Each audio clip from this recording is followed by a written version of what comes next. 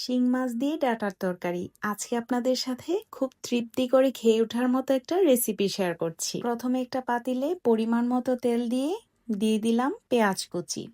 এখন পেঁয়াজ কুচিটা কিছুক্ষণ নেড়েচেড়ে ভেজে নিয়ে দিয়ে দিলাম স্বাদ মতো লবণ ও হাফ চামচের মতো রসুন বাটা। রসুনের কাঁচা গন্ধটা চলে যাওয়া পর্যন্ত আমি পেঁয়াজের সাথে খুব ভালো মতো ভেজে নিয়েছি।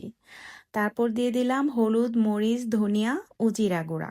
এখন একটু নেড়েচেড়ে পরিমাণ মতো পানি দিয়ে মশলাটা কষিয়ে নিচ্ছি। তো মশলা কষানো হয়ে গেছে, এখন দিয়ে দিচ্ছি শিং মাছ।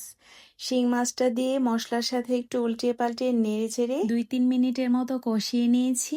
তারপর এক এক করে সবগুলো শিং মাছ তুলে নিচ্ছি। এখন এই মশলাতেই দিয়ে দিচ্ছি ডাঁটা শাক। তারপর ঢাকনা দিয়ে ঢেকে আবারও 2-3 মিনিট রান্না করে নিয়েছি।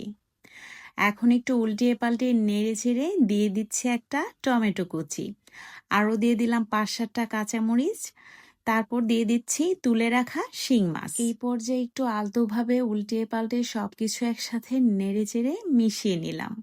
তারপর দিয়ে দিলাম ঝোলের জন্য পরিমাণ মতো পানি। এখন আমি ঢাকনা ছাড়াই 10 মিনিটের মতো রান্না করে নিয়েছি। সবশেষে দিয়ে দিচ্ছি ধনিয়া পাতা কুচি। তো আজকের এই রেসিপিটি যদি আপনাদের ভালো লেগে থাকে, লাইক, কমেন্টস এবং শেয়ার করতে ভুলবেন না।